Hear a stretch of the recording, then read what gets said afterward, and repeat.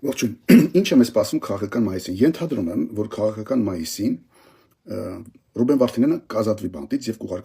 կառաքվի գործուղվի Հայաստան նույն ճակատագիրը Հայաստանին պարգևելու համար։ Նկատելով Ռուբեն Վարդանյանի հոգեբանական դիմագծերից հասկանում ես, որ ինչ որ նա արեց Ղարաբաղի համար, նա շատ զղջացել է։ Դրա համար նրան չափից շատ ուժեղ պատիժ են այնտեղ հատկացրել՝ ի տարբերություն մյուսների։ Ես մյուսների մասին չեմ ուզում խոսեմ, նրանք սրիկա դավաճաններ են։ Եվ միակ բանը, որ կուզենայի, որ Հայաստանում ցմահ-բանտարկվեին բոլորը։ Բայց Ռուբեն Վարդանյանը միակն է, որ զգում ես, որ ինքը հայրենասեր մարդ է, բայց ճարահատված խնդիրների մեջ է հայտնվել։ Եվ նրան ստիպում են այդ նման պատիժներով հավանաբար ինչի համար են դա անում, որպեսզի ուղարկեն կամ գործուղեն Հայաստան նույն խնդրով։ Այնպես որ սիրելի ժողովուրդ, եթե հանկարծ այդպիսի բան ստացվի եւ Ռուբեն Վարդանյանը ազատվի բանտից, գալով այստեղ սկսելով ներկայիս իշխանությանը քննադատել, վարկաբեկել, ապա սա պլանն է Ռուսաստանի։ Մենք պետք է ավելի զգոն լինենք, կարևորը մեր հայրենակիցը թող դուրս գա այնտեղ Ադրբեջանի բանտից, բացառությամբ Վարդանյանի, նրանց մասին նորից թքած ունեմ, ես չեմ ուզում նրանց մասին վերհիշեմ։ Թող գա եւ ոչինչ, թող խոսի այստեղ, կուզենայի, որ ժողովուրդը ավելի զգոն լիներ։ Սա իմ ենթադրությունն է, որ ենթադրում եմ այդպես կլինի։ Միևնույն ժամանակ ենթադրում եմ, որ Փաշինյանն ու Աննա Հակոբյանը հարսանիքով եւ Քահանայով ու Զաքսով կմիավորվեն։ Այս իմ ենթադրություններն են։ Կտեսնենք, կստացվի թե չէ։ Համենայն դեպս հիմա գանք դավաճան, հողատու եւ կապիտուլանտ Նիկոլ Փաշինյանին ընդդեմ հայրենասեր Ռոբերտ Քոչարյանների եւ մյուսների։ Այս նյութը նաեւ ուզում եմ, որ լսեն ղարաբաղցիները, որովհետեւ շատ են քննադատում, թե իբրև թե Նիկոլ Փաշինյանը հողերը տվեց։ Արեք ընդունենք, որ Փաշինյանին փուչուր ժամանակ ասել են բալիկս, որ մեծանաս, ինչ կդառնաս, ասել է հողատու։ Ասել են աշխարհում ամենաշատ երազած բանը ի՞նչն է, ասել է Ղարաբաղը տամ Ադրբեջանին։ Երբ որ գիշերը քնից արթնացրել են, ասել են ինչ ես ուզում, ասել է Ղարաբաղը տամ Ադրբեջանին։ Այս ամենը ինչ որ ասում եմ, եկեք ընդունենք, թե դա իրականություն է։ Եկեք ընդունենք, որ Նիկոլ Փաշինյանը հատուկ նստեց եկավ իշխանության, որ Ղարաբաղը տա Ադրբեջանին։ Արեք ընդունենք, սա ղարաբաղցիների փափագելի ցանկությունն եմ ասում։ Արեք ընդունենք։ Բայց հիմա մի քանի փաստեր պիտի ասեմ, որ ոչ մեկ չի կարող հերքել ասել դա տենց չի եղել։ Բոլորս գիտենք, որ դա տենց է եղել։ Շատ լավ։ Հիմա տեսեք ինչպիսի մենք գլուխ կոտրուկի առաջ ենք գնաց։ Անդիմությունը, այսպես կոչված անդիմությունը, մեղադրում է Փաշինյանին, թե պատերազմը սադրեց, ասելով Արցախը, Հայաստանը եւ վերջ։ Փաստորեն, եթե վերցնենք Նիկոլ Փաշինյանը, չի սպել, նա ճիշտ բան ասել, որովհետեւ մեր սահմանադրության եւ մեր անկախության հռչակագրի մեջ նշված է, որ Արցախը Հայաստանի անբաժանելի մասն է։ Այսինքն Արցախը եւ Հայաստանը միասին են։ Սա մեր սահմանադրության եւ այլ մեր անկախության հռչակագրի հիմքում է դրված։ Այն որ Ալիևը գոռում ասը փոխեք, հենց սրա մասին է ասում։ Փաստորեն Փաշինյանը 30 տարվա մեջ բացահայտել է ճիշտ բան։ Արցախը Հայաստանը։ Բայց իշխանություններն ասում էին նախկին, այսինքն ներկայիս ընդդիմություն կոչված ասում է, որ դու պատերազմ բերեցիր, որովհետեւ ասացիր Արցախը Հայաստանը։ Հիմա դուրս է գալիս, որ եթե հիմա էլ ասում են չփոխես սահմանադրությունը։ Հիմա դուրս է գալիս, որ եթե մենք պահում ենք սահմանադրությունը, մեր գլխին պատերազմ ենք բերում։ Եթե փոխում ենք սահմանադրությունը, դու դավաճան ես, սահմանադրություն ես փոխում, որովհետեւ Ալիևի պահանջն ես անում։ Լավ չենք փոխում, ուրեմն պատերազմ ենք բերում, որովհետեւ Արցախը պաստորեն պատերազմ եղավ այն պատճառով, որովհետեւ Հայաստան ասեց։ Հիմա դուրս է գալի Հայաստանի, ինչպես որ Փաշինյանն ասում է իրականում, Հայաստանի ֆունդամենտի տակ ռումբա դրած, որ եթե ասես փոխում ես սահմանադրությունը, բողոք է բարձրանում, եթե չփոխես սահմանադրությունը, պատերազմ է ստացվում։ Եթե փոխում ես սահմանադրությունը, բողոք է բարձրանում։ Մի հատ մեծ ռումբա դրած, այս գլուխ կոտրուկի առաջ։ Հիմա փաստորեն պարզվում է, որ մարդը օրենքով, ոչ թե սպել է Ռոբերտի նման կամ Սերժի նման, նա ճիշտն է ասել, ժողովուրդ, դուք որ գնում եք, զոհվում եք, դուք որ գնում եք այնտեղ ծառայում էիք, Հայաստանը որ աշխատում էր, ասենք Գյումրեցին ապրում էր Դոմիկում, որպեսզի Ղարաբաղցին լավ ապրի, Լոռեցին ապրում էր ծայրահեղ աղքատության մեջ, որպեսզի Ղարաբաղցին շոկոլադ ուտի,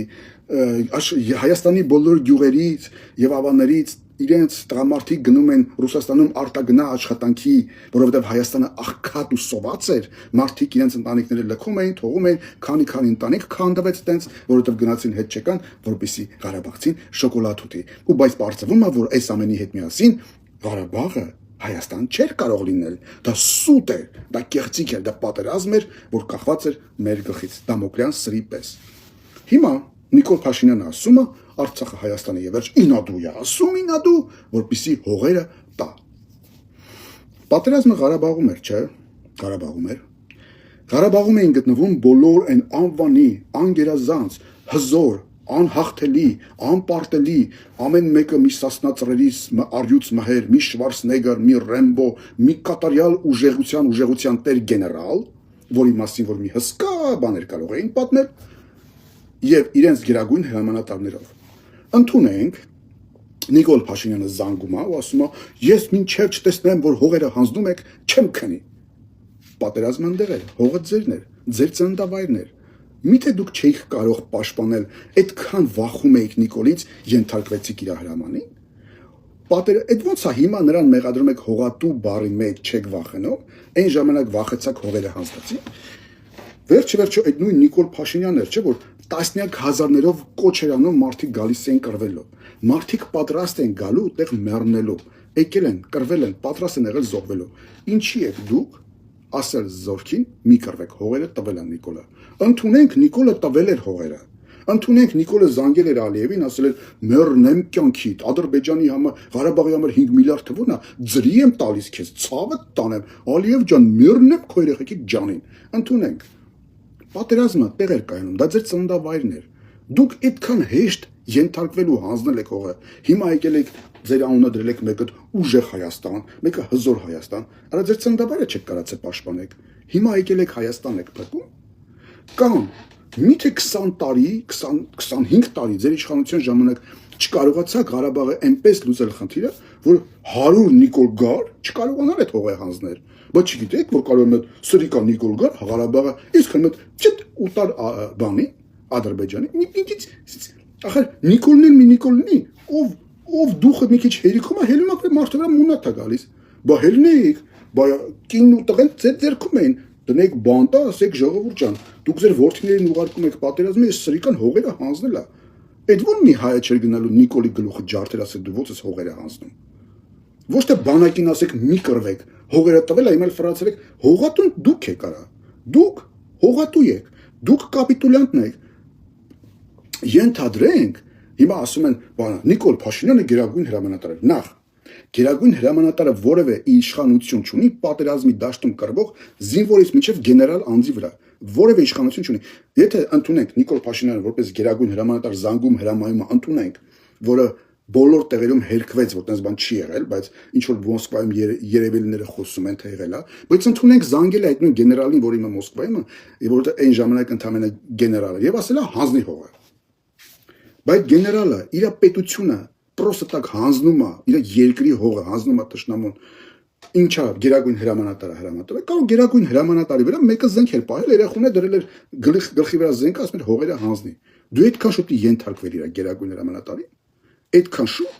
կամ որ ենթարկվել ես, ինչի ես հիմա դուրս եկել իր դեմ, իր զինվորն ես, բա հելի դուրս եկել, ասա իմ գերագույն հրամանատարն է, ես ենթարկվել եմ, մեռնեմ իր ջանին։ Այդ ո՞նց է հողը տալուց, դուք մի անգամից ենթարկվում եք, հենց հողը տվիք պրծակ, մի անգամից դառնում եք բան ազգասեր։ Այդ ինչ հեքիաթներ եք եկել մեզ պատմում։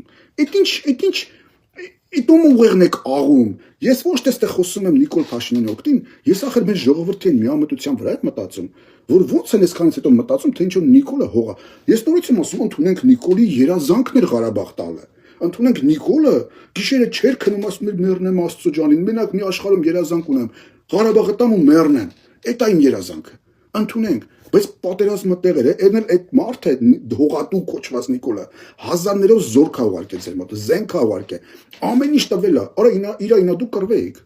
Ինքն ավելի շատ զորք է ուղարկել Ղարաբաղ, քան Վազգեն Սարգսյանը 90-ականներին։ Причем 90-ականներին բանակ չունենք, համ բանակներ, համ կռվող տղերքներ, համ զորքներ, համ զենքներ, համ այդ տղերքի դուխներ, որ եկել էին։ Բայց սա այդ ամեն ինչը ջարդես փշրես ու մարդկանց ասես Նիկոլը հողերը տվել է, մի կռվեք։